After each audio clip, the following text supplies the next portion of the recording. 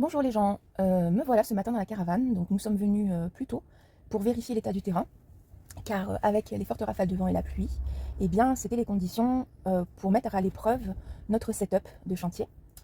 Donc nous sommes assez contents parce que les choses se sont pas trop mal passées. Donc bon, la dalle c'est nickel, mais bon, en même temps on avait vraiment fait très attention à ce que tout soit le plus solide et le plus euh, comment dire, d'un seul bloc possible pour éviter toute vibration, toute prise au vent. Donc pour l'instant, ça va.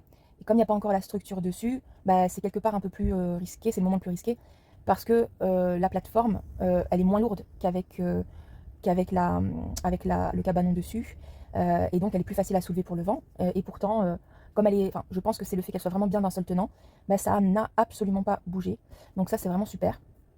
Pour la tente, bon, on est assez content aussi parce qu'il n'y a que le devant qui s'est un petit peu abaissé, ce qui est tout à fait normal parce que c'est une tente en fait qui est faite pour se plier au vent. C'est les arceaux en fait qui se plient comme ça quand il y a du vent. Donc on s'est pas trop mal débrouillé aussi. On avait réfléchi à dans quel sens la mettre et de quel côté les vents les plus forts souffleraient. Donc apparemment on s'est pas trompé. Donc ça c'est cool. Donc le bémol par contre c'est à l'intérieur de la caravane. Donc Igor en fait on a voulu protéger la fenêtre de toit, le haut vent, parce qu'elle avait déjà subi des problèmes pendant cet hiver quand la caravane était sur notre, enfin là où il y a, sur le terrain de notre location. Donc on avait récupéré une très vieille caravane qui est, je crois que je l'ai dit dans une autre vidéo, mais en fait cette caravane elle me tient beaucoup à cœur parce que elle date de l'année de ma naissance et c'est le modèle de caravane dans laquelle j'ai fait mes premiers pas. Alors c'est juste la version, la taille au-dessus, mais c'est le même modèle. Et quand j'étais toute petite avec mon papa et ma maman, on vivait sur un terrain agricole que mon papa cultivait et pendant ce temps-là, il restaurait la vieille maison de mon oncle, de mon grand-oncle, je crois, pour y vivre dedans. Et en attendant de restaurer la maison et de pouvoir y vivre devant, on vivait dans la caravane. Et j'ai fait mes premiers pas dans cette caravane. Et bon, j'ai une mémoire un peu particulière parce que je me souviens vraiment très particulièrement de beaucoup de choses dans ma vie. Donc je sais que c'est rare. Mais par exemple, je me souviens exactement de mes premiers pas et on me l'a pas raconté. Donc voilà, je me souviens vraiment de la caravane, de mon père qui me tenait dans les bras, qui était en train de faire des œufs brouillés à la tomate. Et puis j'en ai eu marre. Alors il me dépose, il dit allez vas-y va chez ta mère. Et puis là, pouf pouf pouf, je marche et ma mère qui m'attrape. Alors je me souviens pas de son visage malheureusement, parce que ma maman est décédée quand j'étais toute petite. Mais je me souviens de son jean et de son haut blanc et de ses bras. Voilà, donc non, c'était vraiment super. Et du coup, cette caravane, elle était en très bon état par rapport au fait que elle est 47 ans, hein, la caravane. Donc on était trop contents de la trouver. Et cet été, on l'a restaurée. Donc on l'a emmenée à la maison, on l'a désossée à l'intérieur complètement, on l'a isolée, réparée, décorée. Et en fait, malheureusement, l'hiver est arrivé, enfin l'automne est arrivé assez vite, et on n'avait pas encore changé les deux lucarnes ou les deux auvents, je sais plus comment ça s'appelle dans une caravane. Et on pensait que ça tiendrait l'hiver, et puis ça n'a pas tenu l'hiver. Donc il y a eu des infiltrations au niveau du haut. Donc alors si on laisse sécher, ça devrait bien fonctionner. Mais comme la tempête hier elle devait arriver, enfin le vent et la pluie, on s'est dit bon, on va pas laisser ça au vent et à la pluie, on va fermer l'ouverture en haut, on enlève le vent et on ferme l'ouverture. Et on s'est un peu précipité hier soir. En plus on a eu des visiteurs surprises et du coup ça nous a un peu désorganisé. Et dans le processus de fermer, on a oublié un scotchage. Donc normalement, on avait la plaque de bois, on avait vissé, et puis il fallait scotcher la plaque de bois, puis mettre le géotextile et scotcher le géotextile. Et là, malheureusement, on a oublié un scotchage, celui du bois, et le géotextile n'a pas tenu. Alors, je pense que c'est aussi parce que quand on a nettoyé au pchit savonneux, et à mon avis, on a oublié de bien nettoyer pour que ça adhère. Donc, je pense que c'est ça le truc. Mais comme on a fini dans la précipitation, qu'il était tard hier soir, on a, comme d'hab, nous, il faut qu'on travaille tranquille, qu'on soit réfléchi, qu'on check tout, parce qu'entre ma fatigue et le trouble déficitaire de l'attention de mon mari, si on n'est pas très procédurier, si on ne fait pas un point après l'autre et qu'on révise et qu'on revoit, on a tendance à oublier des trucs. Donc là, hier, on a fait ça dans la précipitation. Résultat des courses, il y a un peu d'eau qui est rentrée. Bon, c'est pas énorme, donc ça va. C'est pas catastrophique, mais bon, c'est un peu chiant parce qu'on a quand même fait l'effort d'anticiper le schmilblick et finalement ça n'a pas payé. Mais bon, on est habitué, hein. Voilà, donc on est habitué à travailler, à faire les trucs, et puis au fait que ça se passe pas comme on le souhaitait, même quand on a fait tout ce qu'il fallait. Et ça, c'est encore une autre histoire, mais bon, enfin. Voilà, donc je voulais aussi répondre à une interrogation sur notre location. Pourquoi est-ce qu'on en est arrivé là? Donc il faut savoir en fait que nous on est locataire et que la maison, on l'aimait bien. Enfin, on l'aime toujours bien d'ailleurs. Et qu'on aurait bien voulu l'acheter, mais le propriétaire n'a pas voulu nous la vendre. Et donc, c'est la raison pour laquelle en fait, on avait deux projets, soit réussir à acheter la maison, soit acheter un terrain et construire une maison. Le premier n'a pas marché, et donc on est passé au deuxième. Et il y a 3 ans, lors de la première tempête, enfin la tempête de 2023, début d'année, il y a eu un dégât des eaux. On a fait venir l'assurance qui nous a dit que ça devenait du toit. Et le problème, c'est que malgré les démarches qu'on a fait, le propriétaire n'a pas fait les réparations. Résultat, 2 ans après, nouvelle tempête, redégât des eaux, refaute du propriétaire. Mais là, on n'a même pas eu le temps de finir les démarches que 2-3 mois après, troisième dégât des eaux, parce qu'en fait, mon mari avait pris une douche à l'étage. Et on s'était pas rendu compte, mais en fait, le plancher s'était désolidarisé. Il commençait à baisser comme ça. Et en fait, le joint s'était désolidarisé. Et il y a toute l'eau de la douche qui est passée dans le plancher. Et là, boum, ça a fait s'effondrer le plancher. Et c'est là où on a découvert, en fait, après les différentes expertises, qu'en réalité, les poutres du plancher du premier étage étaient très abîmées. Et donc, il fallait une contre-expertise qui a mis très longtemps à se faire. Je vous passerai les détails, mais c'est encore des problèmes de communication et administratifs entre les organismes. Et résultat des courses, on a l'expert qui vient faire les tests pour voir s'il y a de la mérule, et en fin d'année 2025. Donc ça a duré pratiquement 8 mois avant qu'ils viennent faire les tests. Ouais, 7 mois, 7-8 mois, 8 mois. Et on a la contre-expertise qui arrive en janvier. Et donc, déjà avec les tests, ils nous avaient dit, oulala, ça semble être de la mérule, oulala, il y a des fourmis, il y avait une fourmilière dans une des poutres, donc ça sentait pas bon du tout. Donc fin d'année, ils nous disent, attention, il risque de devoir démonter tout le plancher, vous n'allez pas pouvoir rester dans la maison. Et ils nous disent, et faites gaffe parce que vous risquez d'avoir des problèmes de relogement, donc vous devriez chercher vite. Donc dès décembre, donc il est passé fin novembre, début décembre, je crois, je dis plus de bêtises.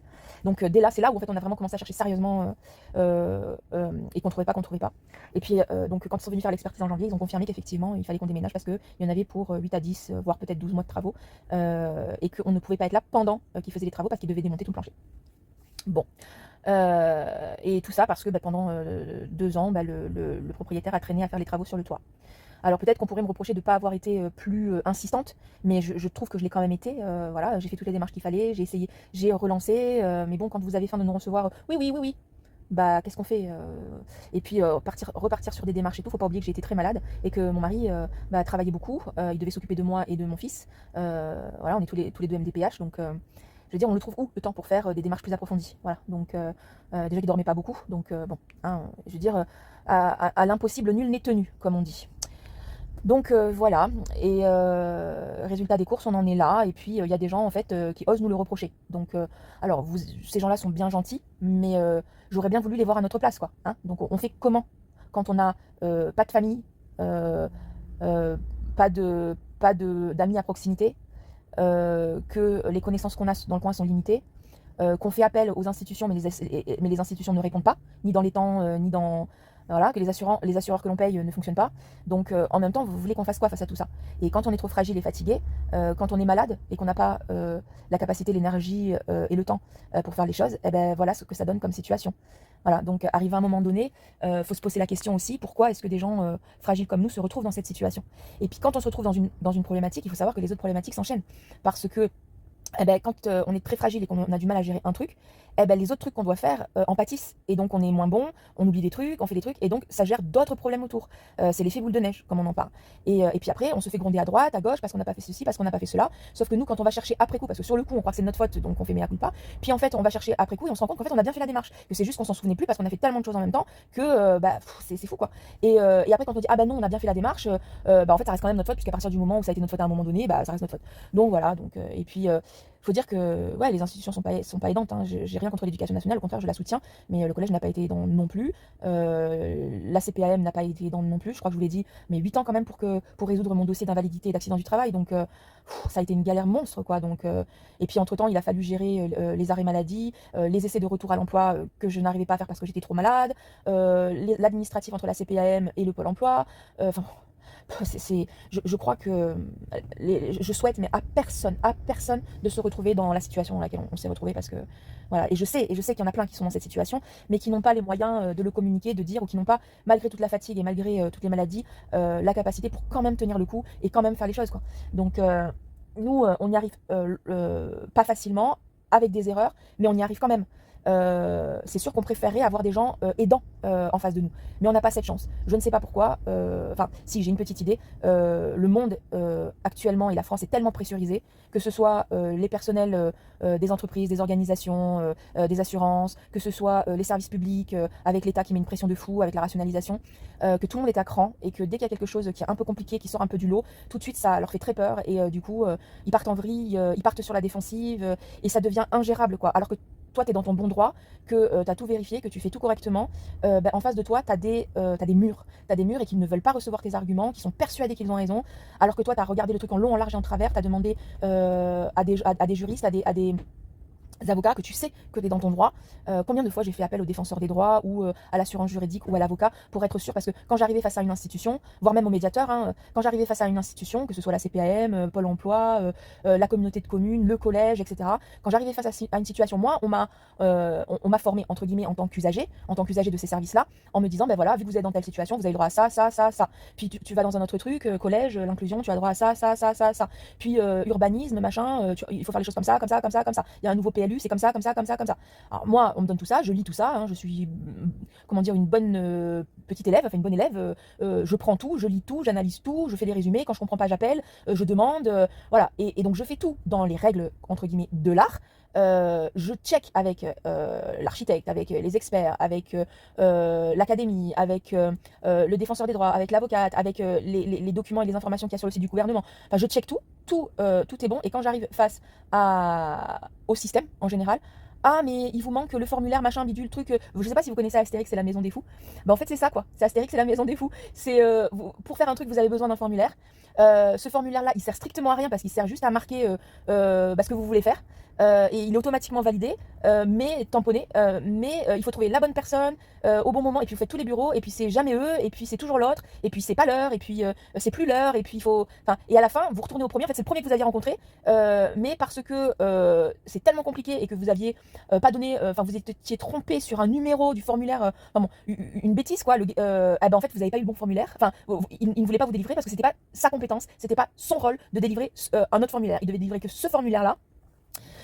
Alors que Astérix et Obélix, ils avaient bien expliqué c'était pourquoi faire ce formulaire. Donc le premier gars, il aurait dû tilter et dire ah mais non, vous vous trompez sur le numéro du formulaire, c'est ce formulaire-là. Celui-là, oui, je peux vous le donner tout de suite. Ça aurait été tellement facile et ça aurait réglé tellement les choses. Voilà. Alors après, c'est vrai qu'il y a le côté un peu je m'en foutiste dans la maison des fous. Moi, je crois pas que les institutionnels, les employés des administrations soient des je m'en foutistes. Je ne pense absolument pas ça. Je pense qu'ils sont juste complètement submergés par des réglementations, des normes, des procédures internes qui sont invivable, que même un juriste qui a fait bac plus 12 et qui a 30 ans d'expérience ou 40 ans d'expérience, il peut se paumer à l'intérieur tellement que c'est compliqué quoi. Donc moi c'est ce que je pense, parce que rien que pour réussir à faire les choses par rapport aux administrations, c'est pareil en fait. Tu dois prendre 5-6 textes différents, tu as des exceptions à tout, tu dois faire les liens entre les textes pour voir dans quelle case tu rentres, et ensuite suivre le procédure de cette exception là quoi.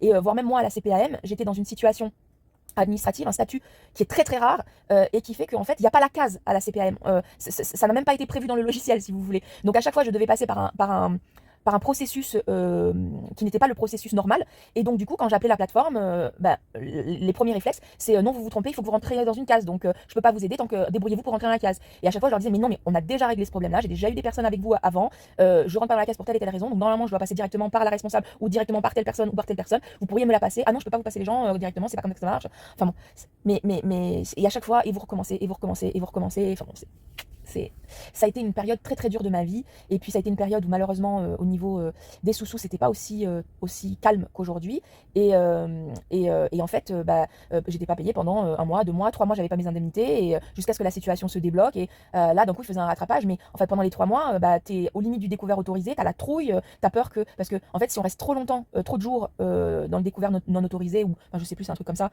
en fait ils peuvent te mettre interdit bancaire, donc toi t'y es pour rien parce qu'on te doit de l'argent, mais quand t'as pas d'argent de côté parce que t'as dû payer plein de trucs, en fait tu as toujours le couteau sous la gorge, et c'est stressant. Et moi j'avoue qu'à ce moment-là j'ai craqué, j'ai failli faire une grosse bêtise, et heureusement que mon mari était là, parce que la maladie plus ça plus tout le reste, moi j'en pouvais plus quoi. Je veux dire, arrivé à un moment donné, tu te dis mais qu'est-ce que tu fais sur terre quoi. Donc voilà. Donc, et là encore aujourd'hui, aujourd'hui on a la capacité de le gérer, vu que ma santé s'est améliorée, même si les hivers restent difficiles. et que notre situation administrative s'est résolue. Et merci l'assistante sociale de la CPAM, merci le médiateur, enfin les médiateurs, merci les gens intelligents qui dans ce système ont compris la situation dans laquelle j'étais et qui ont débloqué la situation. Merci, merci, merci. Et merci à la nana qui a géré d'SOS Suicide, parce que merci de tout mon cœur, parce que voilà, voilà ce numéro, les gens, je vous le dis, si vous faites face à des situations comme celle-là, appelez-les, appelez-les. Ils peuvent vous aider, ils peuvent vraiment vous aider, ils sont là pour ça, ils sont adorables, ils sont géniaux, ils vous écoutent. Et ne restez pas dans la douleur, dans la galère, appelez-les, voilà, appelez-les. Je vous le dis, merci, merci à ces gens-là. Et la plupart de ces gens-là, enfin juste pour vous dire, hein, tout ça, ça fonctionne énormément sur le bénévolat. Hein. Voilà, il y a des gens qui sont payés pour ça, c'est leur métier, etc. Mais il y a surtout beaucoup, beaucoup, beaucoup de bénévoles. Hein. Donc c'est quand même horrible que dans le 7e pays le plus riche du monde, on en soit à devoir compter sur les associations de défendeurs des usagers, sur le bénévolat pour être soutenu. C'est quand même horrible. Voilà, donc bon, entre parenthèses, tout ça parce que on donne des milliards à des gens qui ne devraient pas en avoir, hein, qui gagnent déjà très bien leur vie avec leurs dividendes et leurs grosses structures, et qui font de l'optimisation fiscale pour ne pas avoir à payer d'impôts. Ça, franchement, je vous invite à lire, bon, je suis désolée, c'est lourd, c'est compliqué, mais je vous invite à lire les comptes rendus des rapports parlementaires et des rapports sénatoriales sur où va notre TVA, sur les subventions qui sont données. Je ne parle pas des subventions qui sont données aux petites entreprises, je parle des subventions qui sont données aux grosses entreprises qui captent la quasi-totalité des subventions, enfin plus de 50% des subventions, et pour des choses en fait où ils n'en ont pas besoin, quoi. Alors il y a des choses où ils en ont besoin, ça je dis pas, oui effectivement, il faut aider même les grandes entreprises, mais que sur des choses dont ils ont vraiment besoin. Pas là quand vous regardez ce qu'ils engrangent, juste pour vous donner un exemple, hein, les gens, hein, on est dans un secteur agricole. Vous avez des paysans qui crèvent la dalle tout le temps. Hein, moi, je me suis beaucoup battue pour aider les paysans en décembre et en janvier. J'ai fait une grosse campagne d'aide à la communication pour casser le mur de verre médiatique, parce que les médias ne voulaient pas parler du sujet. Et donc, j'ai beaucoup travaillé dessus avec les gens que je connais qui se mobilisent sur le sujet. Et, mais juste pour vous avez entre 1 et 2 suicides par jour de paysans qui sont dans la galère. Et à côté de ça, vous avez des industriels du coin, des agro-industriels du coin, qui, comme ils n'ont pas besoin d'argent, parce qu'ils gagnent suffisamment d'argent, l'argent de la PAC, ils l'utilisent pour s'acheter des appartements qu'ils mettent en location Airbnb. Vous voyez la mécanique, hein? Et ça, je vous le dis, c'est d'un témoignage direct. Donc, moi, je ne comprends pas le cynisme de ces gens-là, quoi. C'est à vomir, à vomir. Il y a des agriculteurs qui crèvent, et puis il y en a d'autres qui ont tellement d'argent, qui en plus polluent la nature, qui élèvent, on va dire, pas de la bonne façon, hein, voilà, et qui se permettent ce genre de truc-là en récupérant l'argent de la PAC. Enfin, moi, et ces gens-là, eh ben, ils participent aussi au fait qu'il n'y a plus de location, quoi, dans le coin. Non mais enfin, pour moi, le monde est devenu fou, quoi. Il n'y a plus de limite. Pour moi, ma grand-mère, elle m'a toujours appris que la liberté des uns s'arrêtait là où commence celle des autres. Ouais, ben, leur liberté, là, qu'ils prennent, cette liberté qu'ils se prennent, vous trouvez pas qu'elle a beaucoup d'impact sur la liberté des autres, notamment le droit et la liberté d'être logé dignement? Moi, franchement, vous voyez, ça me fatigue. Donc, je vous ai dit tout ça, j'en ai beaucoup dit. Bon, je fais plus les vlogs parce qu'en fait, je me rends compte que c'est beaucoup d'énergie et que ça sert à rien. Donc, je publie des photos et je fais des petites vidéos. Alors, celle-là, elle est assez longue, elle dure 20 minutes. J'ai pas les lunettes, donc peut-être même plus, peut-être 30 minutes. Mais voilà, je vous ai raconté des choses. Et donc là, il pleut, donc c'est pas la joie, c'est pas la peine de venir nous aider sur le terrain. Voilà, quand il fera un peu plus beau, si vous voulez passer une tête, boire un café, nous donner un coup de main sur un petit truc, comme d'habitude, vous êtes les bienvenus. Et même un petit klaxon, un petit coucou de la route, ça nous fait vraiment plaisir. Voilà. Donc, et puis on vous tiendra au courant sur tout ça, sur les évolutions. On espère que les choses vont s'arranger et que les gens feront preuve de plus de bon sens, d'intelligence, et qui seront un peu moins sur la défensive, qui se rendront compte que nous ne sommes pas de mauvaises personnes, qu'on n'est pas des grands méchants, qu'on fait les choses comme la loi nous le permet, que certes, on n'analyse pas les choses de la même façon, mais qu'ils ont le droit aussi de se tromper, et que c'est pas grave, et que l'important c'est, et que si c'est nous qui nous trompons, on fera notre mea culpa et on changera. Mais arrivé à un moment donné, il faut discuter et se mettre d'accord sur la bonne interprétation des choses. Et quand nous on est persuadés, parce qu'on a fait appel à nos ressources, qu'on a raison, il faut que les deux personnes qui pensent avoir raison, ils reprennent tous les textes, ils les lisent ensemble et ils se mettent d'accord. Et ça, malheureusement, ils veulent pas le faire parce qu'ils ont pas le temps de le faire, c'est ce qu'ils disent. On n'a pas le temps, on n'a pas le temps, on n'a pas le temps. Mais si vous preniez le temps, vous vous rendriez compte que les choses se règlent beaucoup plus facilement, et que ensuite, ça facilitera la vie pour après, parce que ça fera progresser tout le monde, eux, nous et les prochains. Donc, j'aimerais que les gens soient plus sensés. Je sais, c'est un vœu pieux comme d'hab, naïveté, mais c'est pas normal. C'est pas normal qu'on me traite de naïve alors que je ne fais que parler de bon sens, être positive, faire les choses dans les règles et dans la loi. Enfin, quand on est comme ça devrait couler de source. On ne devrait pas avoir des murs devant soi. Donc voilà. Enfin bon, je vous souhaite une bonne fin de semaine les gens. Bon courage avec ces giboulées. C'est bientôt le printemps, on va pouvoir planter. J'espère que vous aurez tous des bons légumes, bons à manger. J'espère aussi que les projets assez écolos du côté de Buzzville et de l'opposition passeront avec le nouveau maire, parce que je pense qu'effectivement avoir une ferme collective bio pour donner des bons légumes au collège et aux écoles, c'est une idée géniale. Donc voilà, j'espère que tout ça, ça passera. Et que ici, tout s'unira bien et que on pourra vous montrer notre petit jardin zen quand il sera terminé, que on pourra vivre tranquille et que je pourrai créer mon petit atelier d'art vu que je suis invalidée, que je ne peux pas travailler, et qu'il faut quand même que je m'occupe parce qu'il ne faut pas non plus que je reste complètement désœuvrée, sinon ça ne m'aidera pas par rapport à la maladie et par rapport au moral. Donc j'avais dans l'idée de créer une association avec un atelier d'art-thérapie, on va dire un truc comme ça, et puis de permettre aux gens, par exemple, de leur montrer, bon, je le ferai que dans les moments où je vais bien, mais comment est-ce qu'on fait de l'ikebana, comment est-ce qu'on fait des bonsaï, je sais même plus le prononcer, enfin plein de petits trucs comme ça, de la marqueterie japonaise. Oh, moi je suis très branchée Japon hein, forcément, donc il y a beaucoup de choses. Voilà, plein de petits trucs. J'avais pensé aussi de la couture, enfin voilà, essayer de faire une petite association ou de la méditation, enfin du reiki, enfin du shiatsu, enfin plein de trucs différents, et qu'on fasse des pratiques ensemble, que ce soit les gens isolés, pour qu'ils soient un peu moins isolés, qu'on fasse ça ensemble. Donc j'espère que ça verra le jour. En tout cas voilà, bon, je vous fais des gros bisous, j'arrête de parler, je parle trop. Allez, ciao ciao.